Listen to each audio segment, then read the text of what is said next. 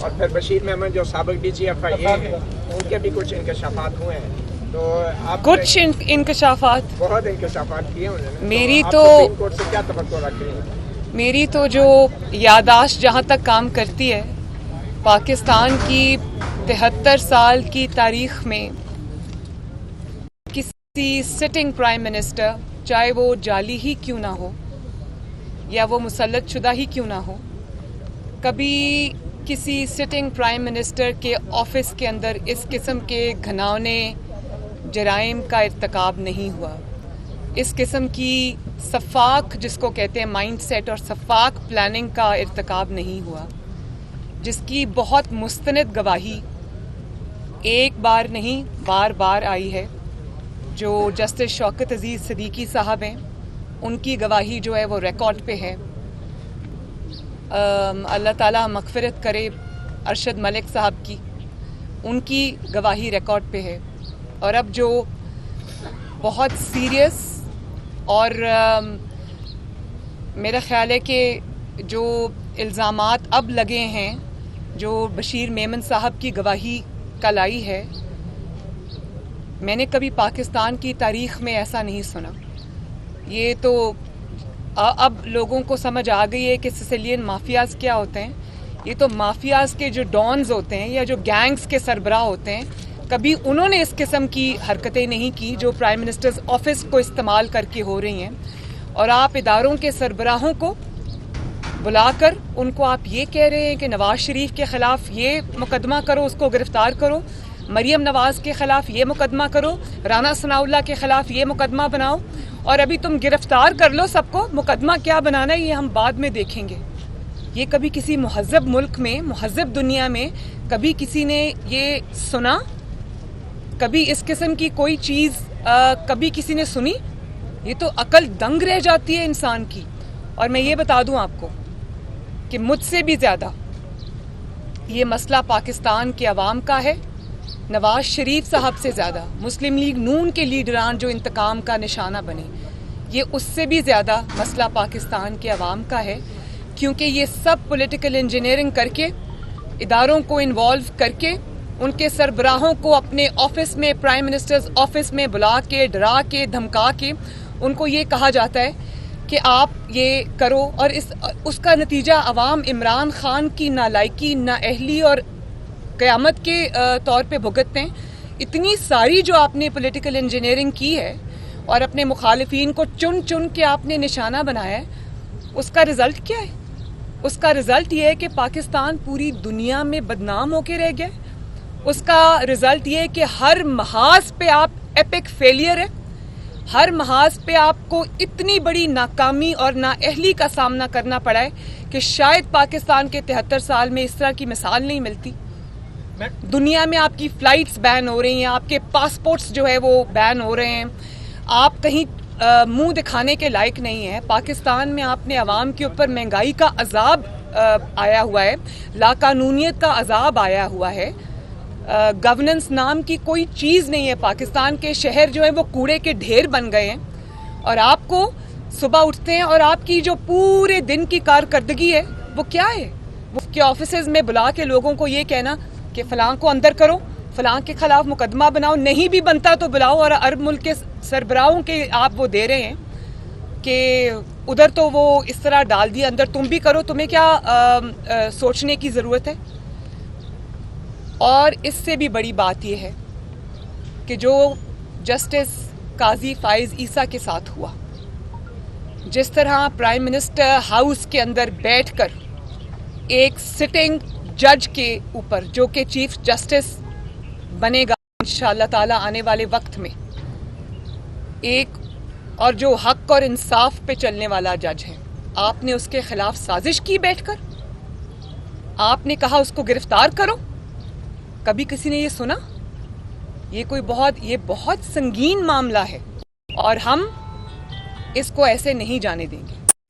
یہ بہت بڑا معاملہ ہے. شاید پاکستان کی تاریخ میں ایسا وقت کبھی نہیں آیا. مسلم لیگ نون اس کو نہیں جانے دے گی. اور میں عدلیہ سے بھی یہ ریکویسٹ کروں گی کہ اس معاملے کو خود دیکھیں. یہ کوئی چھوٹا الزام نہیں ہے.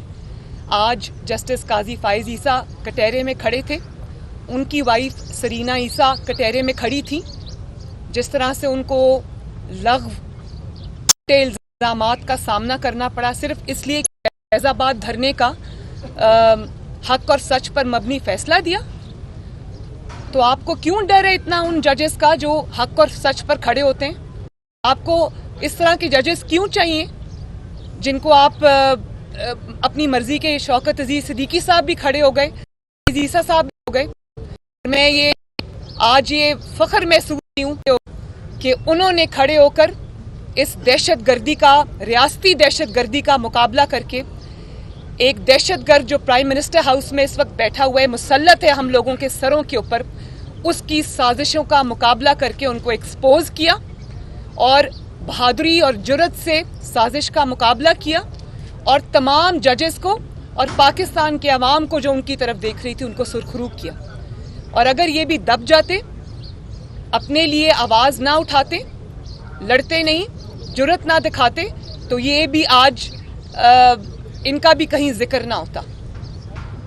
جرت اور بہادری انہوں نے دکھائی ہے, جو جرت اور بہادری نواز شریف صاحب نے دکھائی ہے, یہ جانتے ہوئے بھی کہ یہ انتقام تھا. اپنی بیٹی کو لے کر آئے انگلینڈ سے, اپنی مرتی ہوئی بیوی کو چھوڑ کر آئے اور اس انتقام کا سامنا کیا. آپ مجھے یہ بتائیں کہ جو بشیر میمن صاحب کے انکشافات ہیں وہ تو آج آپ کے سامنے آئے نا. مجھے بہت خوشی ہے کہ قوم کو ایک ایک چیز پتہ چل گئی, اور بھی بہت ساری گواہیاں آئیں گی. اللہ تعالیٰ کا نظام ہے کہ ہاتھ بولتے ہیں, زبان بھی بولتی ہے, آنکھیں بھی گواہی دیتی ہیں, تو گواہیاں تو بہت آئیں گی. اور ابھی آپ حکومت میں اور آپ کے خلاف اتنی بڑی بڑی گواہیاں آ رہی ہیں, آپ اس دن کا سوچیں جس دن آپ کی حکومت ختم ہوگی, آپ کا حال کیا ہوگا اس دن. اور ایک سیکنڈ, اور میں انتقام کے آگے, ہم تو پہلے دن سے جانتے تھے یہ انتقام ہے. جب پاناما کا مقدمہ انہوں نے شروع کیا, ہم اس سے اور دھرنے 2014 میں جو دھرنے ہوئے تھے, ہم تب سے جانتے ہیں یہ کیا سازش چل رہی ہے. یہ اسی سازش کی کڑی ہے, اسی کا سلسلہ ہے, اور ہم تب سے جانتے تھے. لیکن مجھے خوشی ہے کہ آج پاکستان کا بچہ پاکستان کا ہر شہری جان گیا ہے کہ عمران خان کس قسم کی ذہنیت کا آدمی ہے. آپ کا ووٹ چوری کر کے آیا اور مسلط ہوا ہمارے سروں پر, اور اس کے بعد اس نے پرائم منسٹر ہاؤس جیسے جگہ کا, اپنے آفس کا اس قدر غلط استعمال کیا. تو یہ جواب ان کو دینا پڑے گا. اور میں جوڈیشری سے یہ ریکویسٹ کروں گی کہ جو قاضی فائز عیسیٰ صاحب کے ساتھ ہوا, ان کو تو انصاف ملا, آگے بھی ملے, اللہ کرے. اور میں یہ بھی ریکویسٹ کروں کہ جسٹس شوکت عزیز صدیقی صاحب کو بھی انصاف دیا جائے, ان کی بات بھی سنی جائے. انہوں نے سٹنگ جج ہونے کے وقت انہوں نے یہ انکشافات کیے تھے. اس کے اوپر جوڈیشل کمیشن بننا چاہیے, کیونکہ آج اگر کٹہرے میں شوکت عزیز صدیقی صاحب کھڑے اور جسٹس قاضی فائز عیسیٰ صاحب کھڑے, تو کل کو کوئی بھی جج یہاں پر کھڑا ہو سکتا ہے. تو صرف اس لیے کہ کوئی جج جو ہے وہ حق اور انصاف پر چلنے والا ہے, اس کو کٹہرے میں لا کر کھڑا کر دیا جائے, اس کی وائف کو, اس کی فیملی کی تذلیل کی جائے, ان کو عدالتوں میں گھسیٹا جائے. اس روش کو ختم کرنا ہوگا. تو میں جوڈیشری سے یہ ریکویسٹ کرتی ہوں کہ اس کے اوپر جوڈیشل کمیشن بنائیں. جو قاضی فائز عیسیٰ صاحب کے کیس میں عمران خان کے اوپر الزامات لگیں کہ انہوں نے کس طرح اس سازش کو پرائم منسٹر ہاؤس میں بیٹھ کے تیار کیا, اور کس طرح سے ان کے خلاف جھوٹا ریفرنس دائر کیا, اور کس طرح سے ان کا پورا کریئر خراب کرنے کی کوشش کی. دیکھیں, ایک منٹ, پٹیشن ہم اپنے آپشنز اوپن رکھ. ہم پر کہا گیا کہ آپ یہ دیکھیں کہ میں ارشد ملک صاحب تھے, جب ان کی ویڈیو میرے سامنے آئی تو میں رکھی, اور عمران خان صاحب کیا کہہ رہے ہیں, وہ کہہ رہے ہیں کہ اس کے اوپر دہشت گردی کا مقدمہ بنا. ان کو یہ کہہ رہے نہیں بھی بنتا. اب میری ایک بات سنیں, دہشت گردی کا مقدمہ میرے خلاف بنتا ہے یا عمران خان کے اوپر بنتا ہے, جس نے یہ اتنی بڑی سازش کی. ایک تو آپ نے ججز کو بلیک میل کر کے غلط فیصلے ان سے لیے, ان کے کریئرز خراب کیے, اور اوپر سے آپ یہ کہہ رہے ہیں کہ جو اس کو سامنے لے کر آئے, اس کے اوپر دہشت گردی کا مقدمہ بناؤ, رانا ثناءاللہ کو ڈرگز کے الزام میں اندر کرو, شہباز شریف صاحب کو گرفتار کرو, نواز شریف کے اوپر یہ الزام لگاؤ, اس کو بعد میں دیکھیں گے کیا مقدمہ بنتا ہے. غضب خدا کا, یہ کوئی بنانا ریپبلک ہے کیا؟ وہاں بھی ایسا نہیں ہوتا. آپ نے جہاں تک پٹیشن کی بات کی, پی ایم ایل این مشاورت کر رہی ہے آپس میں, ہم اس کو نہیں چھوڑیں گے. یہ بہت بڑا اور بہت سیریس کیس ہے, ہم اس کو آخر تک لے کے جائیں گے. اسی کیس میں 5 سال کی پوری سازش پنہاں ہے, ہم اس کو سامنے لے کے آئیں گے. لیکن کیونکہ اس میں سپریم کورٹ کے ایک معزز ترین جج ہیں قاضی فائز عیسیٰ, اس لیے سب سے بڑی ذمہ داری اس وقت عدلیہ پر عائد ہوتی ہے. عدلیہ خود اس کا نوٹس لے اور اس قسم کے اقدامات کو, اس قسم کی ذہنیت کو, اس قسم کے انسانوں کو ہمیشہ کے لیے ان پر پابندی لگنی چاہیے. میڈم یہ بتائیے گا کہ پیپلز پارٹی کی جانب سے یہ الزام لگایا جا رہا ہے کہ مسلم لیگ نون جو ہے وہ صرف سندھ حکومت توڑنا چاہتی تھی, ابھی تک پی ڈی ایم میں جو باقی شامل جماعتیں ہیں انہوں نے استعفے نہیں دیے, تو کیا ان کا یہ الزام درست ہے؟ اگر پیپلز پارٹی استعفوں میں شامل اس وقت تک کی حکومت جا چکی ہوتی, اس لیے اب ان کا یہ کہنا نہیں بنتا. اگر پی ایم ایل این یا باقی اپوزیشن استعفے دے گی اور پیپلز پارٹی استعفے نہیں دیتی تو اس میں اس طرح وہ جو ہم اس کے نتائج چاہتے ہیں وہ نہیں آتے. اس کا مطلب تو اس لیے میرا خیال ہے کہ یہ بہت مضحکہ خیز بات ہے کہ اس قسم کی باتوں کا جواب نہیں دینا. جی میڈم, جب پیپلز پارٹی اور مسلم لیگ نون پی ڈی ایم میں ایک ساتھ قدم سے قدم ملا کے چل لگ رہا تھا کہ دونوں جماعتیں اکٹھی آگے بھی چلیں گی, لیکن اچانک سے جو کچھ ہوا سینٹ میں, اس میں پیپلز پارٹی اور مسلم لیگ نون کی تعلقات کی کوئی ایشو نہیں ہے. ایسی جماعتیں ایک دوسرے کے ساتھ اختلافات کے باوجود بھی چلتی رہتی ہیں. یہاں پر ہے پاکستان کے 22 کروڑ عوام کا مقدمہ, اور اس پہ مسلم لیگ نون, چاہے وہ پیپلز پارٹی ہو چاہے وہ کوئی اور جماعت ہو, اس پہ مسلم لیگ نون انشاءاللہ تعالیٰ کمپرومائز نہیں کر سکتی. یہ ان کے حقوق کی جنگ ہے, یہ ان کو اس نالائق اور نااہل حکومت اور مسلط شدہ حکومت سے آزادی دلانے کی جنگ ہے, جو ان کو اتنے بڑے بڑے بل آ رہے ہیں, بجلی کے, گیس کے, قیمتوں میں ہوش ربا اضافہ روز ہو رہا ہے, عوام مہنگائی میں, لاقانونیت, گورننس میں پس رہے ہیں. تو کے ساتھ اتنا بڑا دھوکہ مسلم لیگ نون کم از کم نہیں کر سکتا. اب موجودہ صورتحال میں تو ایسے ہی لگ رہا ہے کہ جیسے حکومت اپنے 5 سال پورے کرے گی, کیونکہ پی ڈی ایم کی جو جماعتیں ہیں 2 مین وہ اس میں سے نکل چکی ہیں. آپ کو ایسا لگ رہا ہے, لیکن جو ان کی حرکتیں ہیں مجھے تو بالکل ایسا نہیں لگ رہا کہ یہ بجٹ کے بعد بھی سروائیو کر سکتے ہیں. ترین گروپ کی ملاقات ہوئی ہے, اس میں مسلم لیگ نون کا کیا موقف ہے؟ ملاقات ہوئی, اس میں جو معاملات طے پائے ہیں, آپ سمجھتے ہیں کہ اس معاملے کو اس طرح سیٹ اپ ہونا چاہیے؟ اور میڈم نہیں, اس سوال کا ایک سیکنڈ, اس سوال کا میں جواب کل دے چکی ہوں. ہاں جی, بنی تھی تو اس وقت یہ اشارہ دیا گیا تھا کہ جو آصم سلیم باجوہ صاحب ہیں ان کے احساسوں کے حوالے سے پی ڈی ایم کے پلیٹ فارم سے عدلیہ سے رجوع کیا جائے گا. آج آپ کہہ رہی ہیں کہ جو جسٹس قاضی فائز کا معاملہ ہے, بشیر میمن صاحب کے جو انکشافات ہیں, اس کو بھی آپ جو ہے ادھورا نہیں چھوڑیں گے. تو اس معاملے پر بھی آصم سلیم باجوہ کے معاملے پر آپ نے عدالت سے رجوع نہیں کیا, پی ڈی ایم نے رجوع نہیں کیا. کیا اس معاملے پر جو آپ کہہ رہی ہیں اپنے لفظوں کا پاس رکھیں گے, عدلیہ سے رجوع کریں گے؟ میں ہر بات میں جو اکاؤنٹیبلٹی کا نیریٹو ہے, چاہے وہ میں کسی جماعت کی بات نہیں کری, پورے پاکستان میں وہ تب تک انکمپلیٹ رہتا ہے, نامکمل رہتا ہے, جب تک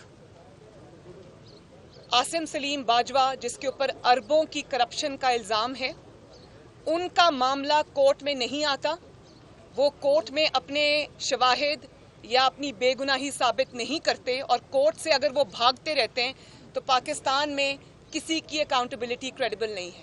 اور جہاں میں تو وہ مقدمہ ابھی بھی لڑوں گی, میں نے قاضی فائز عیسیٰ کا بھی لڑا, شوکت عزیز صدیقی صاحب کا بھی لڑا, تب جب میڈیا بات کرنے کی میڈیا کو اجازت نہیں تھی. لیکن کیا آپ میرا یہ جواب چلا سکتے اپنے میڈیا کے اوپر؟ پہلے تو آپ مجھے اس بات کی جواب دیں. وہیں سے آصم سلیم باجوہ جیسے لوگوں کو شے ملتی ہے, کیونکہ وہ میڈیا کو کنٹرول کرتے ہیں. میڈیا ان کا نام نہیں لے سکتا, بیپ بیپ بیپ ہونا شروع ہو جاتی ہے جب آپ ان کا نام لیتے ہیں. آپ مجھ سے یہ سوال نہیں کر سکتے. ہم نے اپنی جان مشکل میں ڈال کر اس کے سارے کانسیکوینسز برداشت کر کے ہم آج بھی اپنی بات پر قائم ہیں. لیکن آپ یہ میرا جواب نہیں چلا سکتے. جب آصم سلیم باجوہ صاحب کا نام آئے گا تو آپ بیپ کریں گے اس کو. جب تک میڈیا اس چیز پہ سٹینڈ نہیں لیتا, چور کو چور نہیں کہتا, बेगुनाह को बेगुनाह नहीं कहता, चाहे उसका ताल्लुक किसी भी जमात से हो या इदारे से हो। पाकिस्तान में अकाउंटेबिलिटी एक ख्वाब रहेगा। मैडम, एक तो आप कह रही हैं कि महंगाई में बहुत ज़्यादा इजाफा हो गया है, आवाम के लिए जीना मुश्किल हो गया है, लेकिन आप ये चाहती हैं कि इमरान खान 5 साल पूरे करें और उनको सियासी शहीद न बनने दिया जाए? ये सियासी शहीद तो मेरे ख्याल है अब वो नहीं बन सकते। 3 साल बहुत होते हैं एक इंसान को ये प्रूव करने में कि उसके अंदर एबिलिटी है या नहीं है, और वो इसमें बुरी तरह नाकाम हुए। तो जितनी जल्दी इस हुकूमत से, इस वोट चोर और जाली हुकूमत से अवाम की जान छूट जाए उतना अच्छा है। बहुत बहुत शुक्रिया जी आपका, थैंक यू।